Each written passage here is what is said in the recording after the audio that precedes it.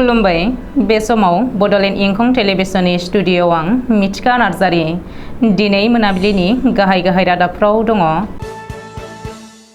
क'क्राझाराव सासे हमगार्ड जवानखौ दानग्लि सुग्लि बुथारदों। कार्बि आंलंआव हाथियारजों लोगोसे गोदान उदखारि आफादनि सानै सोद्रोमा हमदों। 10 थाखोनि फरायसाया शिबसागर जिल्लानि सानसेनि जिल्ला बेंगिरि। मेघालयआव आसामनि सासे लाइमोना बुथारजादों। जयपुर मुम्बाइ सुपारफास्ट ट्रेनाव आरपीएफ जवाना सासे एसआइजों लोगोसे 3 हान्थियारिखौ गावथारदों। रायजो सभायाव मणिपुर जेंनाखौ सावरायनो हेंथा दोलोनि दाबि। दानिया फैदोनि आबुं रादाबाव।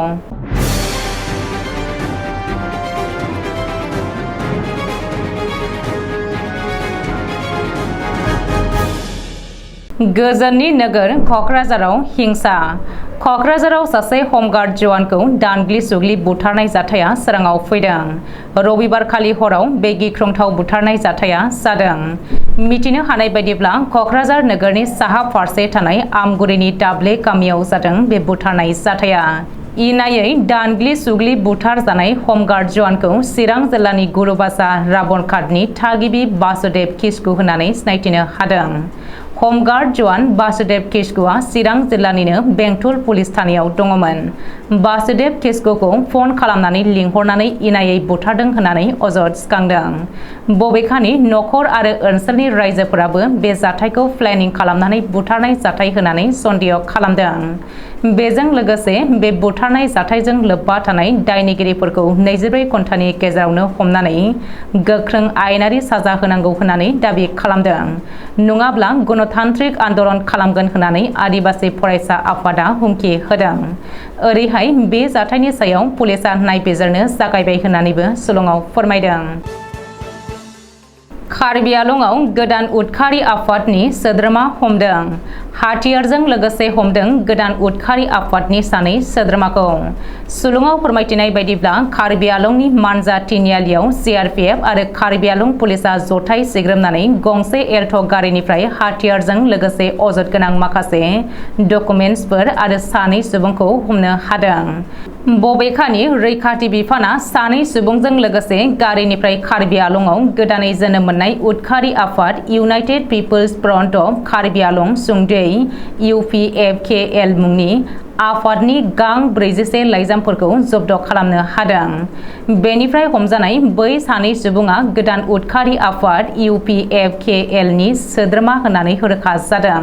पुलिस सुलुङाव फोरमायथिनाय बायदिब्ला UPFKL नि हमजानाय सानै सोद्रोमाखौ राजेश फांस आरो सन्जय इंथि होननानै सिनायथिनो हादों। बबेखानि रैखाथि बिफाना गंसे 9mm पिस्टल, गंसे .22 पिस्टल, थर 9 गोगो गुलि, थरथाम ग्रेनेड, 2 डिटेनेटरफोरखौ जब्द खालामदों। ओरैहाय बै गोदान आफादनि बागै बांसिनै मिथिनो थाखाय पुलिस बिफाना UPFKL नि सानैबो सोद्रोमाखौ गोख्रों जेरा खालामनानै नायबिजिरनो जागायदों होननानैबो सुलुङाव फोरमायदों। अनिल कापुर फावथिनाय बलिउडनि सावथुन नायकनि रोखोमसे जाथाया आसामाव। अनिल कापुरनि नायक सावथुनखौ दिनै रायखांनो गोनां जादों। मानोना जोंनि आसामावनो नायक सावथुननि बायदि 10 थाखोनि सासे फरायसाया सानसेनि थाखाय जिल्ला बेंगिरि जादों। शिबसागर जिल्लायाव जादों नायक सावथुननि बायदि जाथाया। मिथिनो हानाय बायदिब्ला डिमौनि बकता बरबाम हायार सेकेन्डारि फरायसालिनि 10 थाखोनि फरायसा भाग्यदीप राजगारिया दिनै सानसेनि थाखाय शिबसागर जिल्लानि जिल्ला बेंगिरि महरै बिबान रुजुनदों। सुलुङाव फोरमायथिनाय बायदिब्ला 10 थाखोनि फरायसा भाग्यदीप राजगारिया दिनै दिउरिथिं साहा बागाननि बरलाइनाव थानाय गावनि न'निफ्राय जिल्ला बेंगिरिनि गारियाव गाखोना जिल्ला बेंगिरि मावख'आव थांनानै बिबान लाहैदों आरो सानसेनि थाखाय शिबसागर जिल्ला बेंनायनि हाबा हुखाखौ मावदों। मख'नो गोनांदि आसाम सोरखारनि आरहोना बिथांखिनि गेजेरजों 10 थाखोनि फरायसा भाग्यदीप राजगारिया दिनै सानसेनि थाखाय शिबसागर जिल्ला बेंगिरि महरै बिबान रुजुनदों। बबेखानि जिल्ला बेंगिरि आदित्य बिक्रम जादबा भाग्यदीप राजगारिनि मेन्टर महरै थादों होननानैबो सुलुङाव फोरमायदों। गुबुन रायजोआव आरोबाव आसामनि सासे लाइमोननि जिउ खहा। बे खेबाव मेघालयआव आसामनि सासे लाइमोना जिउ गोमादों। दिनै सोराङाव फैदों बे बुथारनाय जाथाया। मेघालयआव जिउ गोमानाय आसामनि लाइमोनखौ क'क्राझार जिल्लानि तुलसीबिल खुमगुरि गामिनि रफिकुल इस्लाम होननानै सिनायथिनो हादों। सिनायमोनि दुथांफोरनि गाग्लोबनायाव जिउ गोमादों रफिकुल इस्लामा। रफिकुल इस्लामा गुबुन रायजोआव खामानि नागिरनानै मेघालयआव थांदोंमोन। रिपर्ट बायदिब्ला सिनायमोनि दुथांफोरा रफिकुलनि खर'आव गोबौ हाथियारजों गाग्लोबनानै गोब्राब जोखोम खालामनानै लामायाव गारनानै दोनलांदों। रफिकुलखौ मेघालयनि परफाइलार मुंनि जायगायाव गोब्राब हालोदाव बोखांनानै देहा फाहामसालियाव लांनाय जादोंमोन। नाथाय देहा फाहामसालियाव लांबाय थानाय समावनो रफिकुल इस्लामा लामा ससेयाव जिउ गोमायो। बबेखानि रफिकुलनि खर'आव गोब्राब जोखोम जानायनि रोखा सिनबो दं होननानै शिलंआव फोरमायदों। 12956 जयपुर मुम्बाइ सुपारफास्ट ट्रेनाव सासे आरपीएफ जवाना गावनिनो सेनियर एबा सेक्सन कामान्डारखौ गावथारनायजों लोगोसे साथाम हान्थियारिखौ गावथारदों। समबारखालि फुंनि 5 रिंगासोआव जादों बे जाथाया। आरपीएफनि आईजी प्रवीण सिन्हाया मिथिहोनाय बायदिब्ला एएसआई टिकाराम मीनाजों लोगोसे आरपीएफनि गासै 4 जवाना सुरत रेल स्टेशननिफ्राय 12956 जयपुर मुम्बाइ सुपारफास्ट ट्रेनाव प्रटेक्शन गार्डनि बिबान मोनदोंमोन।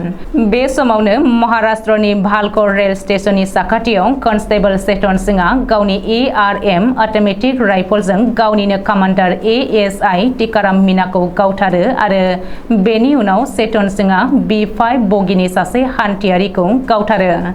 बेयावबो गोजौनि कन्स्टेबल चेतन सिंहआ A6 बगियाव थांनानै आरोबाव सानै हान्थियारिखौ गावथारहोयो। दाय गैयै गासै 4 सुबुंखौ गावथारनायनि दायाव आथिखालाव मीरा रड आरपीएफ आरो जीआरपीनि हेफाजाबाव दायनिगिरि कन्स्टेबल चेतन सिंहखौ एरेस्ट खालामबाय होननानै मिथिहोबावदों आरपीएफनि आईजी प्रवीण सिन्हाया। शिलंआव फोरमायथिनाय बायदिब्ला चेतन सिंहनि न'आ उत्तर प्रदेशनि हाथरासआव आरो गावथारजानाय एएसआई टिकाराम मीनानि न'आ राजस्थाननि सेबाई माक'पुरावमोन।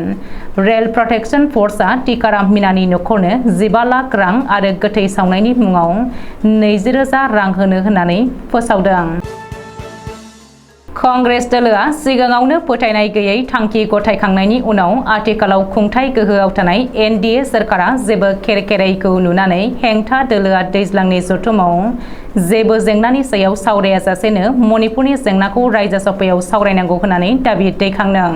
तृणमूल कंग्रेसनि डेरेक अब्रायनजों लोगोसे गुबुन गुबुन दोलोनि रायजो सभा सोद्रोमा राघव साड्डा, मनोज शाह, प्रमोद तिवारी, राजीव शुक्ला, रवि चंद्र, संतोष कुमार, सन्जित कुमार, केशव राव, बद्दी राजु आरो जुगिना पाल्ली मोनहा दाबि खालामदों। नाथाय खुंथाय गोहोआव थानाय एनडीएनि सोद्रोमाफोरा मणिपुरनि जेंनाखौ सावरायनांगौना सावरायनाङा बेनि सोमोन्दै रावबो जेबो बुङाखै। दिनै मोनाबिलिनि रादाबा एसेनोसै। गोजोन्थों।